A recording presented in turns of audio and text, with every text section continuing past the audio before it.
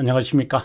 이것이 신앙 고백이다 시리즈 7권 중에 세 번째 책 하이델베르그 교리 문답서 제25주일 주제는 성례. 오늘은 제65문 65문부터 시작을 해서 68문까지 이제 갑니다만은 그 두 번째 시간이 되겠습니다. 65문의 내용은 여러분 가지고 있는 이 책 553페이지에 있는데요.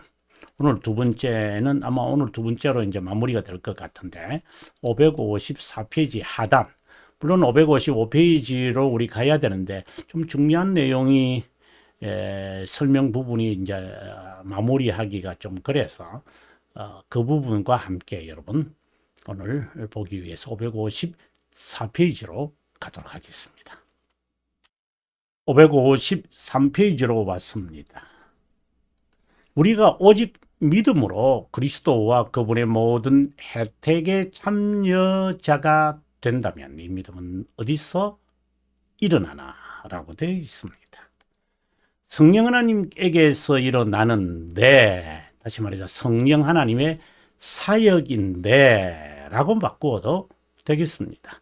그분은 복음 선포로 우리의 심정의 믿음을 역사하고 다른 말로 한다면 중생의 경험이다. 이렇게 우리가 말할 수 있겠죠. 성례를 사용하여 그것을 확인한다. 그래서 이것은 견인과 관련이 되어 있다라고 여러분에게 말씀드렸습니다. 자, 그러면 여러분 바로 다음 페이지니까 여러분 다음 페이지 보도록 하겠습니다. 554페이지 이제 하단인데요. 영원에서 구원의 진리가 제가 이 부분을 좀 더 이제 설명을 해야 될 것 같아서, 그리고 시간에서 구속 사역이다. 이것은 구원의 진리다. 우리 구원에 관한 이 지식, 구원에 관련된 이 지식은 항상 영혼과 관련을 지어야 한다. 그리고 우리는 항상 시간에 이제 매여 있으니까 이것을 우리가 말할 때 하나님의 사랑이다. 이렇게 말하지만 실제로는 자비함, 나는 긍휼을 원하고 나는 제사를 원하지 않는다. 이렇게 말할 때의 그 긍휼, 그리고 인자하심은 영원하다라고 할 때의 그 인자라고 하는 이는 등등은 이제 사랑이라는 이제 신약 성경에 보면 사랑이라는 단어로 이제 대치되지만 이제 주로 다 이제 통틀었을 때 하나님의 자비합니다라고 보시는 게 좋습니다. 왜 그런가 하면은 이제 33장 우리가 그 웨스트민스터 33장 설명은 제가 여러 가지를 할 수 있겠지만 어쨌든 가장 간단하게 말할 때 2항에 보면은 하나님이 최후의 심판 때 자비함의 영광을, 정의의 영광을 이렇게 나타난다고 되어 있어요. 물론 자비함의 영광은 선택된 자에게, 정의의 영광은 유기된 자에게 나타납니다. 자, 이런 내용들을 이제 시작하는 것은 벨지카 신앙고백서 16항과 그리고 20항을 통하여 우리가 찾아낼 수 있죠. 물론 그 외에도 자비함과 정의라고 하는 이 단어들이 우리가 그 주일의 그 제목 가운데서 보면은 그 제5주일이 바로 정의에 관한 겁니다. 중보자의 개념이라고 하는데 그 내용을 보시면도 이제 이 내용으로 우리가 볼 수 있습니다. 그리고 이것은 제1원인이다. 영혼은 제1원인이다. 시간은 제2원인, 첫 번째 요인과 두 번째로 나눈다. 이러한 해석들은 여러분 아다시피 요한복음 존 3장 16절에 있는 말씀을 에서 나오는 것이죠. 그래서 여러분들께서 돌토레이터 법교의 60 제가 이제 해석한 이제 주석을 말합니다. 그때부터 좀 읽으시면 이게 자세한, 물론 이건 돌토레이터의 1장 2항에 대한 주석이다. 이렇게 아시면 좋겠습니다. 그 기결로 영생의 선물이 주어지는 것은 제3원인이다. 우리는 시간에 드러난 하나님의 구원의 진리가 1. 이것이 시간에 드러난 것이다. 이렇게 해석하지 않으면 구속사역의 이해는 불가능하다. 이제 이런 내용들은 칼빈이 말하는 이건 17장 1항과 2항에서 보시면 됩니다. 예, 기독교 강요를 말합니다. 구원의 진리는 언약 신앙에 기초한 것인데 인간 측면에서만 해석하는 것은 아르미니우스파 해석이다. 자, 여기서 이제 제가 좀 중요성이 있어서 다시 반복해야 되겠다라고 말씀드린 것인데요. 인간 측면, 즉 시간의 측면에서만 해석하는 자세들이 아르미니우스주의다. 그렇다면 그것에 관계 있는 사람들은, 관련 있는 사람은 여기에 아주 이 원인에 아주 집요하게 강조할 것입니다. 좀 더 정확하게 말하면 이 원인의 두 번째 요인에 그렇게 집요할 겁니다. 하나님의 사랑을 실천하자, 하나님의 사랑을 들먹이면서 철학적 해치를 하는 자들, 네, 정말 뭐 더 이상 제가 뭐 신랄하게 논박할 수 있겠지만 좀 참겠습니다. 언약 신앙은 예정과 불가문의 관계다. 정말 핵심적인 거죠. 개혁 신앙은 바로 언약 신앙이고, 그리고 언약 신앙에서의 주된 관심은 예정만이 아니라 예정과 불가분의 관계다. 예정을 지지하는 척하면서 언급만 하는 그런 자는 그야말로 밤에 몰래 뿌려진 독보리와 다를 바 없다. 이들은 언약 신앙을 예정과의 관계를 단절시키고 멈추지 않는다. 이런 면에서 개혁 신앙인은 돌토레이터 법규를 작성해야만 했다. 여러분 잘 아다시피 1618년에 11월부터 1619년 5월까지 있었던 6개월, 약 6개월에 있었던 돌토레이터 법규의 역사는 제 책에서 여러분 참고할 수 있으리라고 봅니다. 우리가 영원한 작정을 인지하지 않으면 시간에서 이루어진 구속사역을 성령 하나님께서 선택된 자에게 알리고 적용하는 믿음, 이제 이 원인의 두 번째 요인을 통해 제3원인, 즉 귀결로만 해석하려고 한다. 제가 방금 말씀드렸잖아요. 이 제2원인의 두 번째 요인, 이 부분에만 집요하게 강조하는 자들, 정말 여러분 조심하셔야 합니다. 정말 부탁드립니다. 물론 이제 그런 자들은 이런 강의도 듣다가 그냥 책도 뭐 보지도 않겠지만 바로 아마 이게 뭐라고 합니까? 이게 thumb down, thumbs up이 아니고 thumb down을 하면서 어떻게 분을 풀어야 할지 저에게 하겠지만 아닙니다. 회개하셔야 합니다. 그런 사람들은. 복음 선포에 대한 두 가지 반응, 믿음과 불신은 하나님이 주신 무상의 선물에 달렸다. 이거 무상이라는 이 말이 바로 영원성을 갖고 있습니다. 그 선물은 제1원인은 하나님의 영원한 작정에 따른 것이다. 그 작정에 따라 선택된 자는 성령 하나님께서 그의 심정을 부드럽게 하여 복음을 수용하게 됐다. 달리 말하면 선택된 자만 예수 그리스도에 의해 효과적 부르심을 받는다. 이거는 우리가, 그리고 이것이 하나님의 기쁨이다. 10장. 여러분 꼭 효과적 부르심에 관한 주제를 10장에서 다루고 있잖아요. 그리고 11장에서는 이제 이신칭의, 12장에서는 양자됨. 예.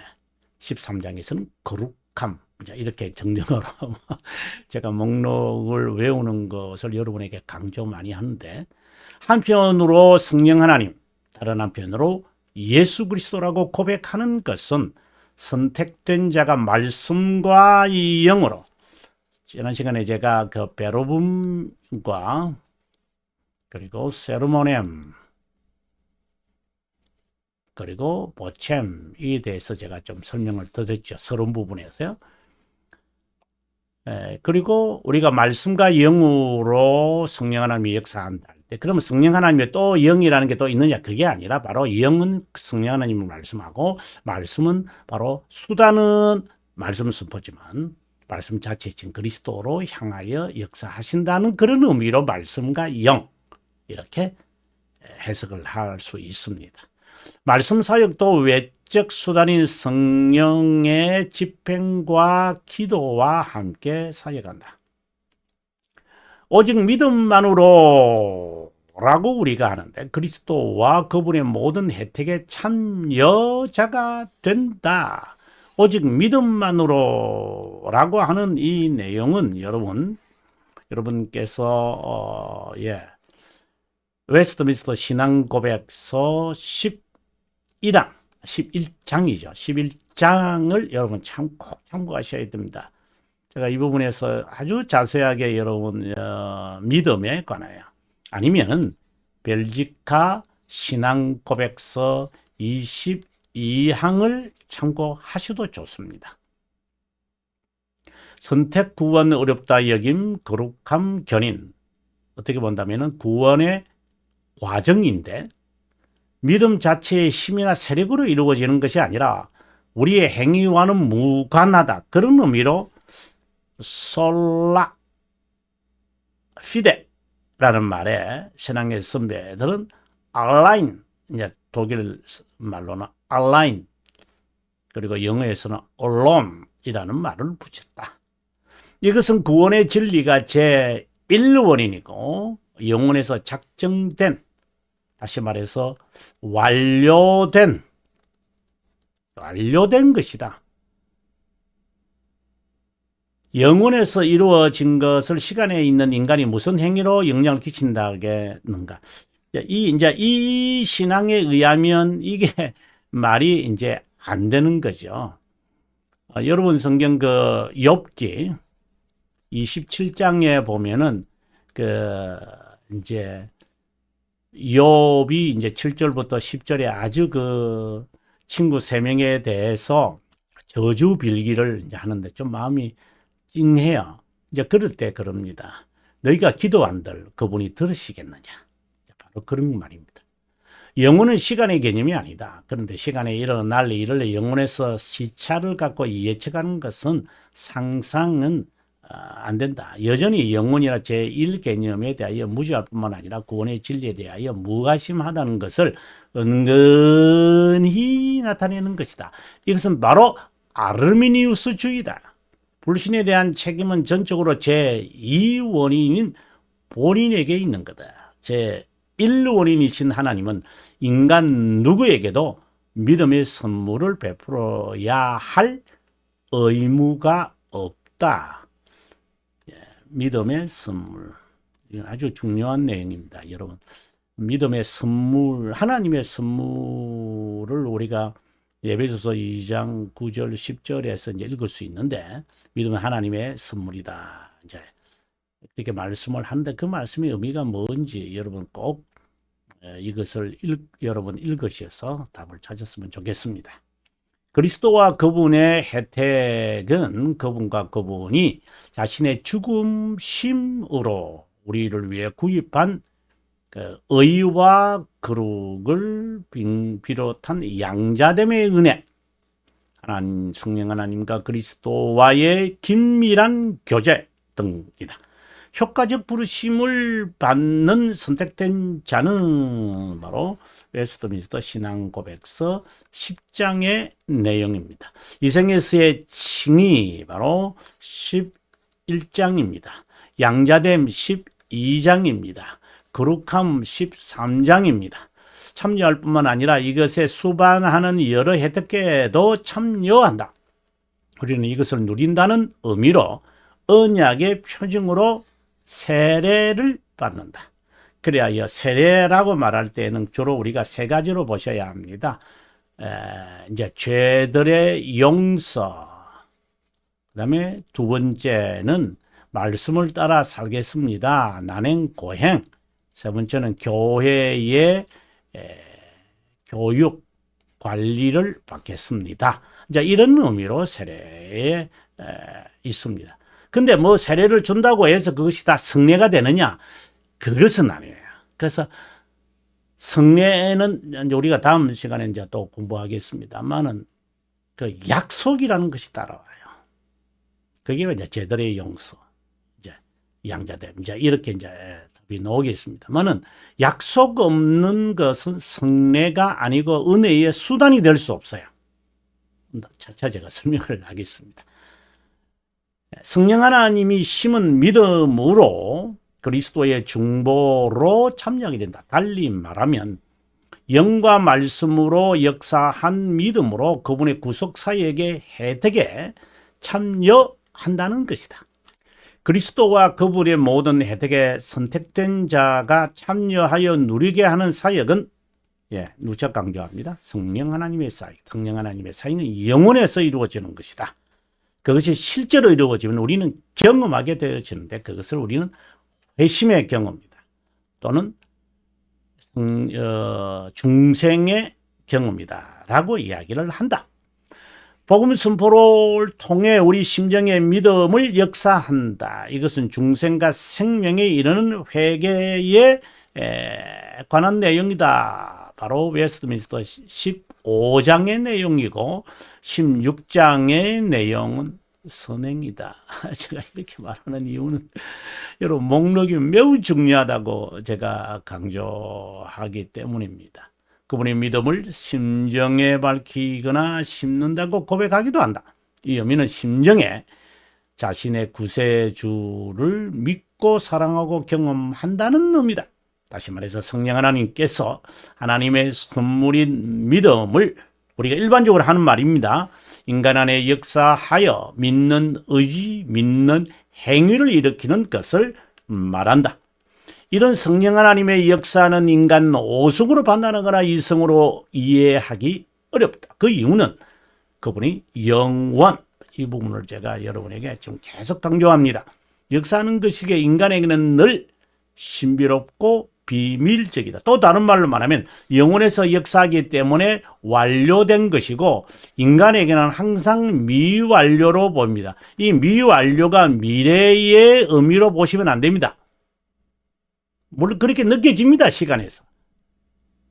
성령 하나님은 신비롭고 비밀적 역사를 선택된 자에게 인식하게 하려고 선물인 믿음을 심정에 베푼다라고 우리는 고백한다. 지수가 이생에서 확언하고 확인하려고 성례를 제정하여 지키게 한다. 바로 베르붐과 성례는 참된 교회의 표지이다. 아주 중요한 개념이죠. 교회를 통해 수행한다. 하지만 교회는 중생을 일으키지 못하며 혜택을 누리게도 못한다. 청지기로서 중생의 경험을 하게끔 보존하게끔 돕는 의무를 수행할 뿐이다. 교회가 그렇다 이 말입니다. 교회는 중생하게 하거나 중생의 경험을 돕는 것에 불과한 거지 중생의 경험을 하게끔 할 수도 없습니다. 성령 하나님의 전적 사역입니다. 이생에서 견인의 삶을 사는 선택된 자는 성례를 위해 위로와 격려를 얻는다. 성례는 확실성에 따른 확은 확신을 강화하고 보존하게 한다. 좀 더 이제 내용들이 있으니까 제가 뭐 자세한 설명은 하지 않겠습니다. 우리가 다음 시간에 이제 본격적으로 들어가서 이제 558페이지가 되겠네요. 성례는 무엇인가? 라고 하는 주제에서 여러분과 만나 뵙기를 바랍니다. 다음 시간에 여러분과 함께 만나기를 기대하면서 남은 시간 평안하시기 바랍니다.